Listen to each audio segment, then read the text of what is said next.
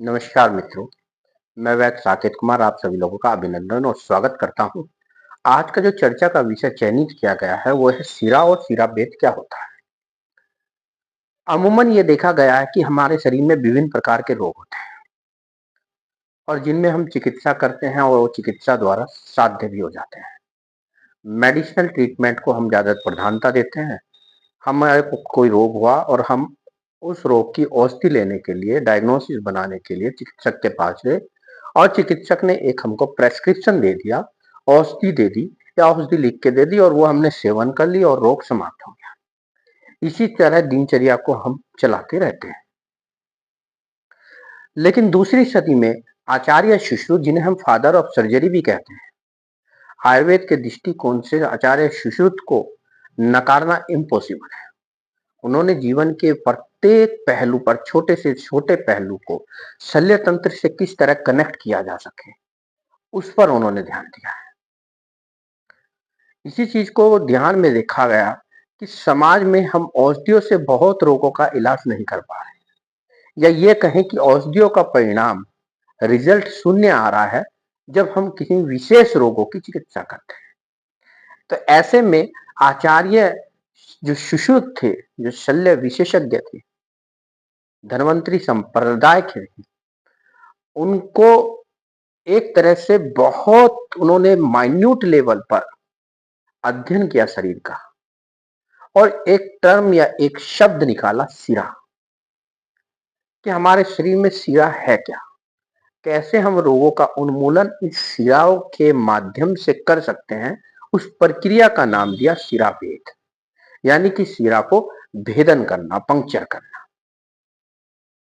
पहले मैं स्पष्ट कर दूं, वीडियो को लगातार देखिएगा, स्किप मत कीजिएगा, क्योंकि वीडियो में वो तत्व ज्ञान दूंगा जो शायद आम जनमानस को कभी सोचा भी नहीं होगा उन्होंने, कि आयुर्वेद की अप्रोच इतनी ब्रॉड हो सकती है, इतनी माइनर लेवल तक जा सकती है। आज हम परिस्थितिवश डीएनए का इस्तेमाल करते हैं, जिसे हम कहते हैं लीस्ट माइनर, सबसे छोटी इकाई।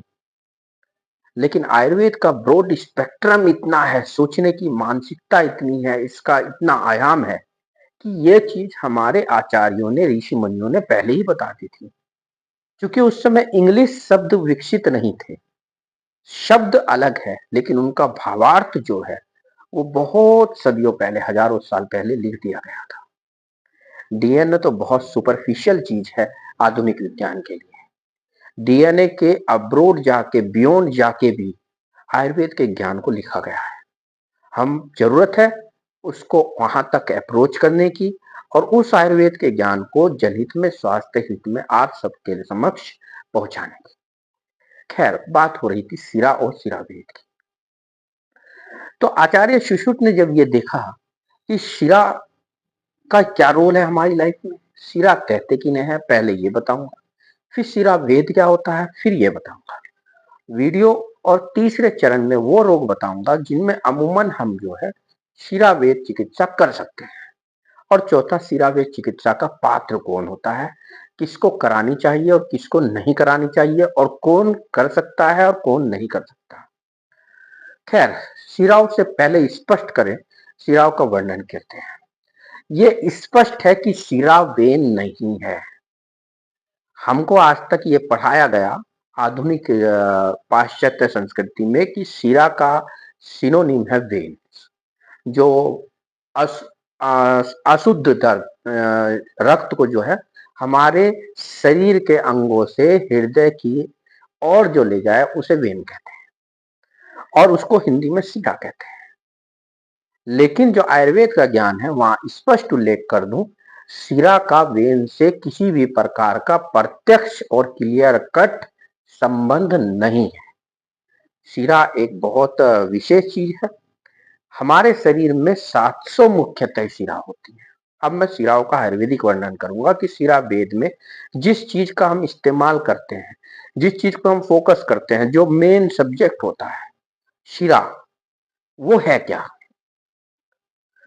तो शिरा जो है एक प्रकार का स्रोतस है, एक प्रकार का चैनल है, एक प्रकार का वाहन करने वाला माध्यम है। जो एक जगह से दूसरी जगह दोषों का गमन करता है, उनको चलाता है। वो चैनल है, वो ट्यूब है, एक प्रकार की वो स्रोतस है।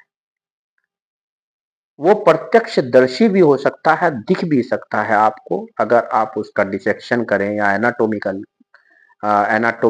स्टडी करें। या अप्रत्यक्ष ऐसा भी हो सकता है कि आपकी अप्रोच से वो दूर हो। पहली बात। दूसरी बात, शिराओं के लिए कहा गया है जो हमारे शरीर और शरीर के अंगों को पोषण दे। तो वेन्स तो पोषण देती नहीं है। वेन्स तो डीऑक्सीजनेटेड ब्लड को हृदय की ओर लाती है। तो ये क्लियर कट है कि जब शरीर को पोषण देने वाली चीज का नाम शिरा है और वो एक फ्लोइंग चैनल है, तो वो वेन तो नहीं हो सकता। तो इसको वेन समझकर ट्रीटमेंट जो लोग करते हैं वो गलत करते हैं। उन लोगों से अनुरोध है कि शिरा को एक हाइपोथेटिकल व्यू से आप वेन ना माने। वेन पंक्चर इज नॉट शिरा बेद। तो जो चीज शिरा जो है वो पोषण दे रही है। 700 प्रकार की शिराएं मुख्यतः आचार्य सुश्रुत ने कही हैं जो हमारे शरीर, पैर के नाखून से लेके सर के बाल तक को पोषण दे, उस चीज को शिरा कहेंगे। उसमें सभी चीजें आ सकती हैं। आर्टरीज भी आ सकती हैं, वेन भी आ सकती हैं, लिम्फेटिक्स भी आ सकते हैं, नर्व भी आ सकते हैं। लेकिन शिरा का मतलब सिर्फ वेन है, ऐसा प्रत्यक्ष रूप से क्लियर कट है। सुश्रुत ने ये नहीं माना है। सुश्रुत के व्यू से ये हम नहीं स्वीकार कर सकते। 700 प्रकार की जो शिराएं होती हैं उनमें मूल शिराएं 40 होती हैं। यानी कि जो शिराओं का साइज है, जो बेसिक शिराएं हैं, वो 40 है। और शिराओं का जो मूल है वो नाभि स्थान है। अब आप सोचिए, नाभि एक सद्य प्राणहर मर्म है और नाभि से ही गर्भ का पोषण होता है। माता की नाभि से ही ब्लड सर्कुलेशन के माध्यम से और गर्भ का पोषण होता है। तो शिराओं का जो मूल स्थान है वो नाभि है। अगर शिरा को वेन कहें तो वेन तो नाभि से नहीं निकलती और 700 तो निकलती ही नहीं है। और मूल शिराएं कितनी है? 40। इन 40 का ही डिवीजन बाद में होता है तो वो 700 का हो जाती है। तो नाभि में हमारे प्राण आश्रित रहते हैं। जिस प्रकार जब रामायण का युद्ध हुआ था रावण और श्री राम पुरुषोत्तम के बीच, तो नाभि सद्य प्राणहर मर्म था और नाभि में प्राणों की स्थिति होती है। तो शिराओं में भी प्राणों की स्थिति होती है। यानी कि आप गलत शिरा का भेद करेंगे तो भी नुकसानदायक है। तो नाभि हमारा जो अम्बिलिकस रीजन है, उसी से शिराएं ऊपर की ओर शरीर का पोषण देती है, नीचे की ओर शरीर का पोषण देती है और तिर्यक जो अंग है, तिरछे जो अंग है, उनको पोषण देती है। मूल शिराएं 10 होती हैं, 40 होती हैं, सॉरी। 40 में 10 शिराएं वात का फ्लो करती हैं, 10 शिराएं पित्त का फ्लो करेंगी, 10 शिराएं कफ दोष का फ्लो करेंगी और 10 शिराएं रक्त दोष का फ्लो करेंगी। मुख्यतः शारीरिक दोषों की जब हम बात करते हैं जिनसे हमें रोग होते हैं, वो 3 होते हैं। लेकिन जब शल्य विज्ञान की बात करते हैं तो आचार्य सुश्रुत ने चौथा भी दोष कहा है, रक्त दोष। तो जो रक्त दोष फ्लो करता है पूरे शरीर में, वो 10 मूल शिराओं में करता है। इसी प्रकार जो पित्त दोष है वो 10 मूल शिराओं में फ्लो करेगा, जो नाभि से निकलेंगी डायरेक्ट। तो 40 इसी प्रकार कफ 10 होंगी और इसी प्रकार के वात 10 होंगी। अब ये 10 अपने अपने दोषों के अनुरूप ही, दोष के जो विशेषकर हमारे शरीर में स्थान है, उनको पोषण देते हैं। कैसे पोषण देंगे? आप बात को समझिए। 10 वात वह शिराएं टोटल होती हैं 700। वो वात स्थान जो होते हैं उनको फ्लो करती है, वात को नियंत्रित करती है, वहां फ्लो करती है। अब वात के क्या स्थान है अभी बताऊंगा। और जो 10 पित्त वह शिराएं हैं, वो पित्त के जो स्थान है, पित्त तो जहां प्रमुख रूप से रहता है शरीर में, वहां के से संबंधित अंगों को और वहां संबंधित स्थानों को पित्त द्वारा पोषण देती है। ऐसे ही कफ वो कफ वाले स्थान जो होते हैं, उन एरियाज को, उन स्पेसिफिक पर्टिकुलर ऑर्गन्स को जहां कफ का स्थान होता है, वहां पर सप्लाई करती है। और चौथा, जो रक्त का स्थान है प्रमुखता, जहां रक्त दोष पर डोमिनेट रहता है या रक्त दोष से संबंधित ऑर्गन होते हैं, ऐसे ऑर्गन्स को 10 रक्त वह शिराएं पोषण देती हैं। अब मैंने कहा ये मूल शिराएं होती है जो नाभि से कनेक्ट रहती है, तो नाभि में कनेक्ट तो हो गई, लेकिन 10 के 10 पूरे शरीर में नहीं जाती। ये मूल शिराएं हैं, बेसिक स्ट्रक्चर है। ये 40 शिराएं नाभि के चारों तरफ इस तरह फैली रहती हैं, जैसे रथ का पहिया होता है तो बीच में जो सर्कल होता है जहां घूमती है, गिर्री जो घूमती है, उसको नाभि मान लीजिए। और उसके जो स्पोक हैं, जो उसके लट्ठे हैं जो लगे रहते हैं चक्र के, उनको शिराएं मान लीजिए। और नाभि में प्राण होते हैं और प्राणों का ही वहन ये करती है, दोषों का वहन करती है, और इन्हीं के माध्यम से ये शरीर के अंगों का पोषण करती है। जो 40 शिराएं हैं वो सब डिवाइड होती हैं, आगे डिवीजन हो जाता है, और प्रत्येक 175 की संख्या में होती है। यानी कि 10 वातवह शिराएं 175 हो जाएंगी, पूरे शरीर में फैल जाएंगी। 10 पित्तवह शिराएं पूरे शरीर में फैल जाएंगी, 175 हो जाएंगी। 175 10 कफवह और 175 10 रक्तवह शिराओं का सब डिवीजन होता है, छोटी छोटी फैल जाती है। जैसे पत्ती आपने देखी होगी, पत्ती के पीछे सीवनियां होती हैं, लकीरें बनी रहती है, एक लकीर, दो लकीर, उसमें फिर लकीर। जब कोई भी पत्ती ले प्लांट की, उसके पीछे जो सीवनियां होती है, इसी तरह ये माइन्यूट होकर, साइज कम होकर, नुकीली होकर शरीर को पोषण देती है, शरीर में फैली रहती है। टोटल 700 संख्या है, मूल शिराएं 40 है, और सभी नाभि से निकलती है। आजकल एक चिकित्सा देखी होगी नाभि में तेल लगाने, कभी बहुत लोग वीडियो में लगाती है, शायद उनका यही बेसिक कंसेप्ट रहता है, क्योंकि हमारी नाभि में प्राण रहते हैं, सारा पोषण यहीं से मिल रहा है शिराओं के माध्यम से, तो इसीलिए जो है वो नाभि को टारगेट करते हैं। खैर, ये तो था शिराओं के वर्णन। शिराओं के वर्णन की जब हम करेंगे, ऊर्ध्व जत्रुगत यानी जो क्लेविकल बोन होती है, जत्रु जो है, इससे ऊपर 41 शिराएं होती है, जो हमारे पूरे इस रीजन को, इस रीजन को, इस रीजन को पोषण देती है, इस रीजन को पोषण। इसके बाद हमारे उदर प्रदेश या कोष्ठ प्रदेश, जिसे हम थोरैक्स कह सकते हैं, एब्डोमेन कह सकते हैं, लेटरल पार्श्व पोर्शन कह सकते हैं, बैक पृष्ठ पोर्शन कह सकते हैं, और श्रोणी पैल्विक रीजन, जिसमें हमारा सोच कर्म का स्थान गुदा मार्ग आ गया, मेड स्थान पेनिस आ गया, वेजाइना आ गया। तो ये पोर्शन जो बीच का मध्य का होता है, इसमें 34 शिराएं होती है टोटल। अगर हम 175 को सब डिवाइड करें तो 41 अबो दैट एंड 34 बिलो दैट, जत्रु के नीचे, थोरैक्स, एब्डोमेन और पैल्विक रीजन में। और 100 शिराएं ऐसी होती हैं जो हमारी शाखाओं को, यानी कि 25 इधर, 25 इधर, 25 राइट लेग में और 25 लेफ्ट लेग में, इस तरह 100, टोटल 175 हो गई। ये वर्णन बड़ा जरूरी था उन लोगों के लिए जो शिराभेद चिकित्सा कराने जा रहे हैं।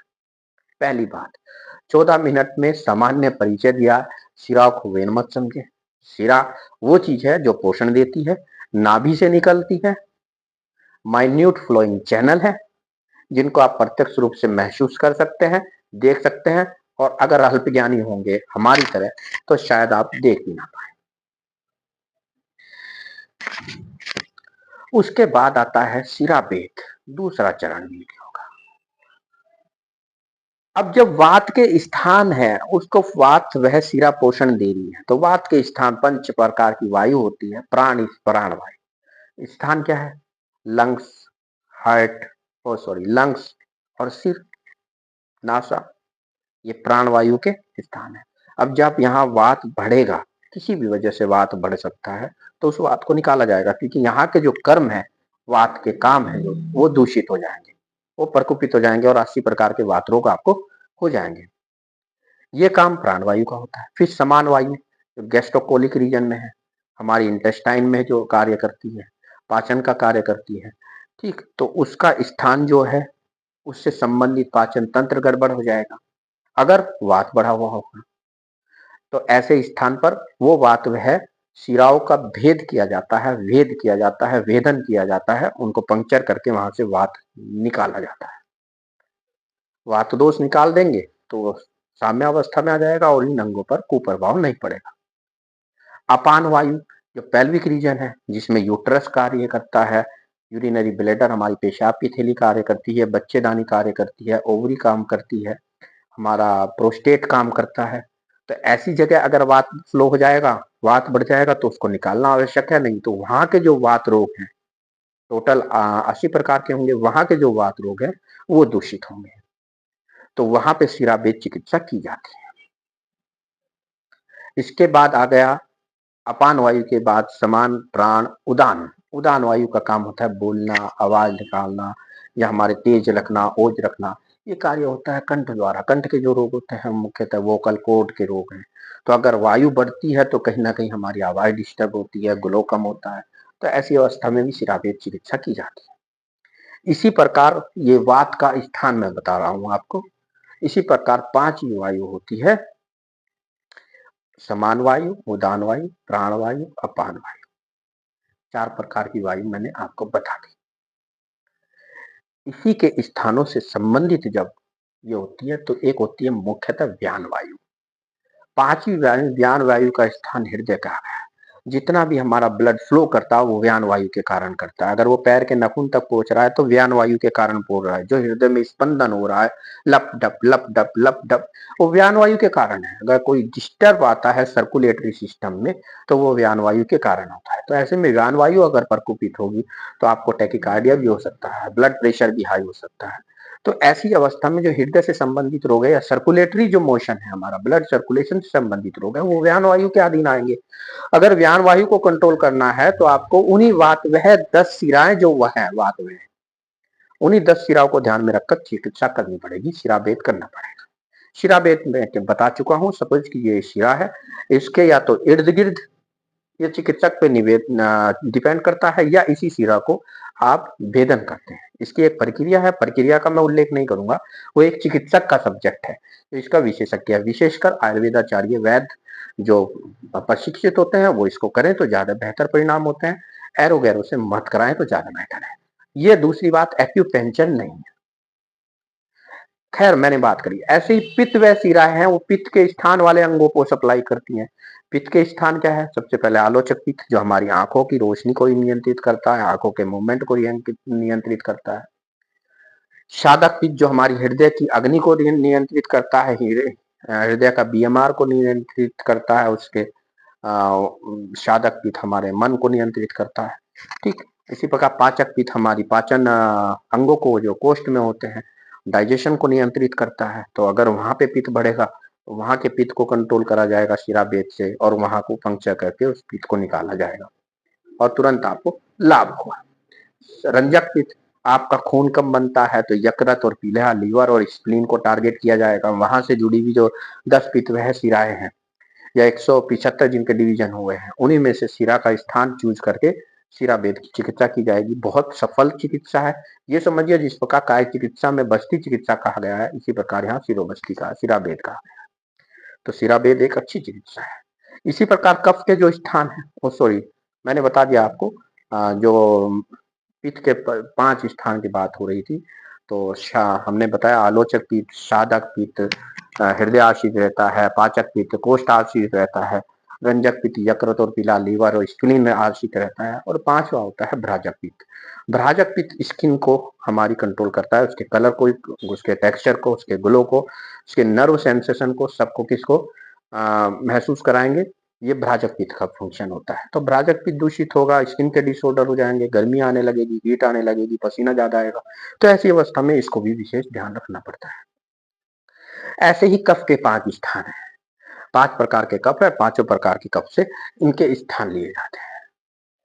जैसे तर्पक कफ, हमारे जो साइको डिसऑर्डर जितने होते हैं, मानसिक जो डिसऑर्डर होते हैं वो तर्पक कफ के कमियां ज्यादा कारण होते हैं। तर्पक कफ हमारी बुद्धि को, विवेक को, हमारे नर्वाइन पोर्शन को ग्लो देता है, उनको बूस्टअप करता है। तो तर्पक कफ का स्थान जो है हमारा सिर रहता है। उसके बाद अवलंबक कफ हमारा चेस्ट, जिसमें लंग्स हो गए और हृदय हो गया, वो इसमें कार्य करता है। तो वहां पे जो है स्मूथनेस लाता है, वर्किंग कैपेसिटी लाता है, एक अच्छी कार्य करता है।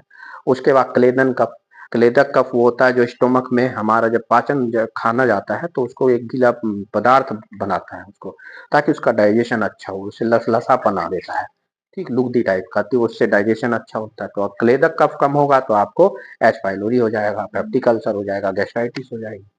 तो ऐसे अवस्था में अगर कफ बढ़ रहा है तो कफ में जो 10 शिराएं हैं उनके में या उनके सब डिवीजन जो है उन्हीं शिराओं का माध्यम करके जो उनका स्थान कहा गया है वहां पे आपको शिराभेद चिकित्सा की जाती है।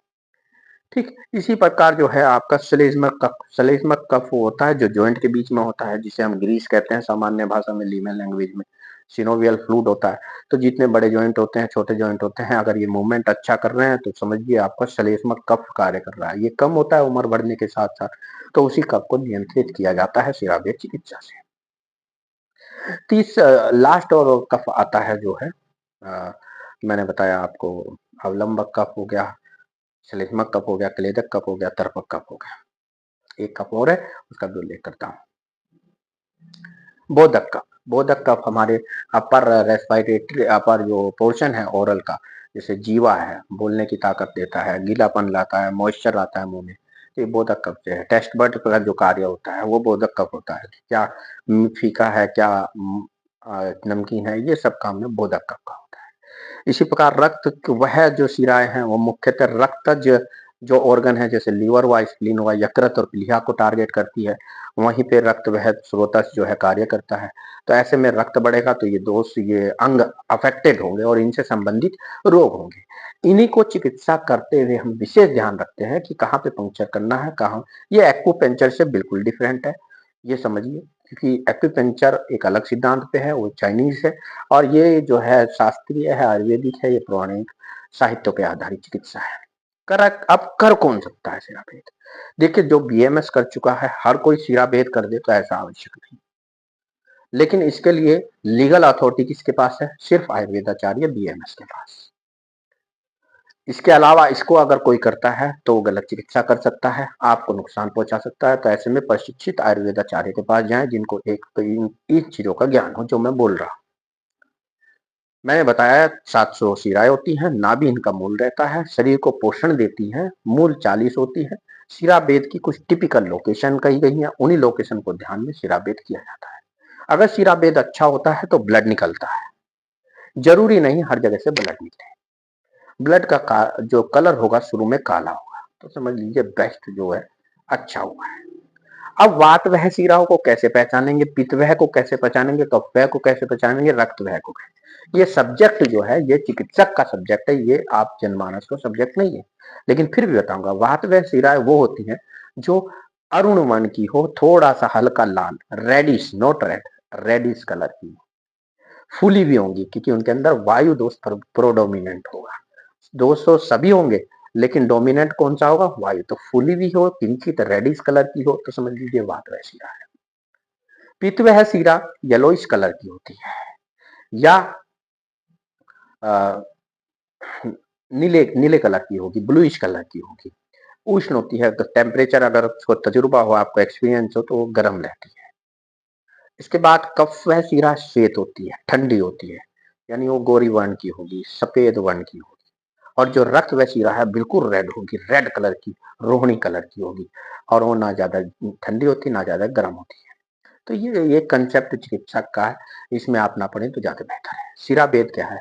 शिराभेद क्या है? स्पेसिफिक लोकेशन पर स्पेसिफिक रोगों के लिए आप जो है कुछ गहराई तक, गहराई कितनी हो सकती है ये चिकित्सक पे डिपेंड करता है, लेकिन फिर भी मैं बताता हूँ आपको।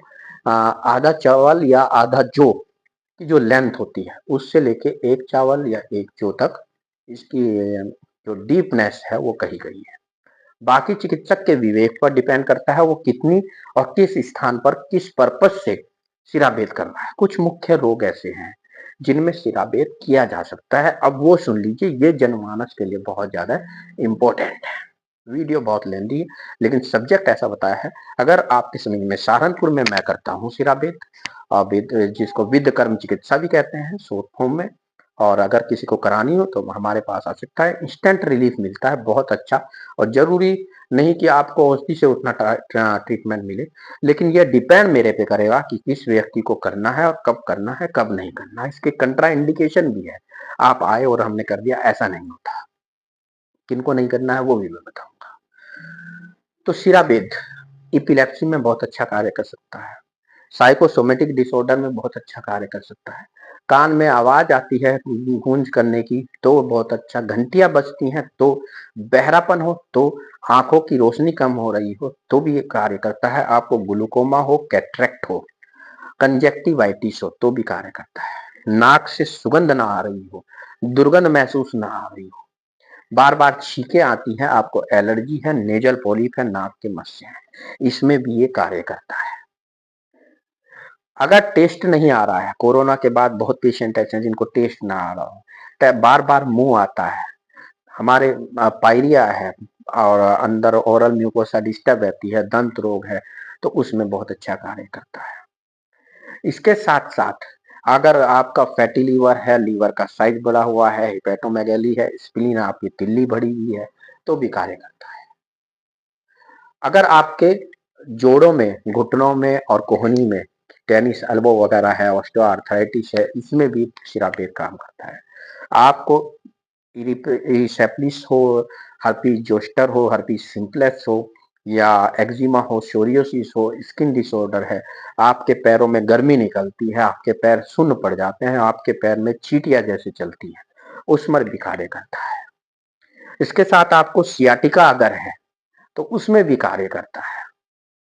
कमर में दर्द हो रहा है, वो दर्द पीछे के पोर्शन से नीचे की तरफ जा रहा है, वहां भी कार्य करेगा। अगर फाइलेरिया है, किसी को फाइलेक्स एलिफेंटियसिस है, पैर बहुत हैवी हो गया है, बड़ा हो गया है, तो वहां भी इसका कार्य है। आंखों की रोशनी से लेके पैर के नाखून अगर खराब हो रहे हो, बार बार आपका पैर का नाखून, हाथ का नाखून खराब हो रहा हो तो वहां भी। अगर आपको पथरी बार बार बन रही है तो आपकी पथरी को निकालने के लिए और बार बार पथरी को रोकने के लिए वहां भी है। नपुंसकता में इरेक्टाइल डिसफंक्शन, अगर आपका लिंग में तनाव नहीं आ रहा है, उसमें भी इसका उपयोग किया जा सकता है। यहाँ तक कि बच्चे अगर संतान पैदा ना हो रही हो तो बंध्यत्व में भी सिराबेद की सेवा ली जा सकती है। एक्यूरेसी पर डिपेंड करता है, चिकित्सक के व्यवहार पर डिपेंड करता है, आपके विश्वास पर डिपेंड करता है कि कितनी सफलता अर्जित होगी। सर्वाइकल और लंबर अगर आपको परेशान दर्द है तो उसमें भी कार्य करता है। बहुत लोगों को हाथ कांपते हैं, ट्रीमर आते हैं, इस तरह हाथ कांपते हैं, तो वेफ्तु कंपन रोग है, उसमें भी कार्य करता है। तो ये सिराबेद के जन्य मैंने बीमारियां बताई आपको, उनमें किन किन में कार्य कर सकता है तो वो बताया है। इसके अतिरिक्त और भी रोग ऐसे हैं जिनमें मोटा मोटा मैंने बताने की कोशिश की है कि कहाँ आप सिराबेद का इस्तेमाल कर सकते हैं। तो सिराबेद कराइए, विशेषज्ञ से कराइए, आयुर्वेदाचार्य से कराइए, वैद्य से कराइए। पौराणिक वैद्य जो हो करते हो तो अलग बात है, मैं सजेस्ट नहीं करूंगा कि हर किसी से कराइए। ठीक इसी तरह की चिकित्सा, दूसरा सबसे बड़ी वैज्ञानिक चिकित्सा है, हर चीज बेसिक कंसेप्ट पर है। ट्रीटमेंट और क्लिनिकल इंप्रूवमेंट के रिजल्ट्स के इतने अच्छे हैं, इसको सतत कराने की आवश्यकता होती है। किनको ना कराएं, देखिए प्रेगनेंसी वाले को ना कराएं, जिसमें हीमोग्लोबिन ना हो उसको ना कराएं, भूखे पेट हो उसे ना कराएं, खाली थक गया हो, तुरंत थका हुआ हो तब ना कराएं, ज्यादा गर्मी हो तब ना कराएं, बादल हो तब ना करें, ज्यादा ठंड पड़ रही हो तब ना करें, डरपोक हो तब ना करें, बच्चा हो तब ना करें, बूढ़ा हो तब ना करें। तो ऐसी अवस्थाएं बहुत हैं जहां ये कहा गया है शीराबेद से बचना चाहिए। हाँ, अगर विवेक कहता है चिकित्सक का और इमरजेंसी स्थिति है, रोग की तीव्रता ज्यादा है, तो इन पे भी फोकस किया जा सकता है। दूसरा, अभेद्य शिराएं 98 होती हैं जिनका भेदन नहीं करना चाहिए, या तो आपको विकलता उत्पन्न हो जाएगी, डिफॉर्मिटी हो जाएगी, शरीर में किसी भी प्रकार की, या मृत्यु भी प्राप्त हो सकती है। क्षिप्र मर्म पर ही तीर लगा था श्री कृष्ण के पैर में, यही कारण है कालांतर में उनकी मृत्यु हो गई थी। तो मर्मों को, चिकित्सा को ध्यान में रखते हुए शिराभेद कराया जाता है। शिराभेद एक अच्छी वैज्ञानिक दृष्टिकोण से प्राचीनतम चिकित्सा पद्धति है। दूसरी सदी में आचार्य सुश्रुत ने शिराव का वर्णन करते हुए शिराभेद का भी वर्णन किया था। आपको इस प्रकार के रोग हैं जो बहुत बार दवा लेने से नहीं गए हैं, तो एक बार मेरी राय यही है, शिराभेद चिकित्सा को विश्वास के साथ कराएं, सतत कराएं, निश्चित रूप से आपको अच्छे परिणाम प्राप्त होंगे और आपकी बीमारी समूल नाश होगी। नमस्कार, मैं वैद्य साकेत कुमार आप सब लोगों का अभिनंदन और स्वागत करता हूं। चैनल को सब्सक्राइब करना, लाइक करना, वीडियो पर कमेंट करना, शेयर करना आपके विवेक पर छोड़ता हूं। अच्छी बातें जो लगे उसको एक्सेप्ट करिएगा, बुरी चीजों को या गलत चीजों को, आखिर मैं भी इंसान हूं, इग्नोर करने की कोशिश कीजिएगा। फिर मिलते हैं एक नए विषय के साथ। धन्यवाद, आप सभी लोगों का अभिनंदन।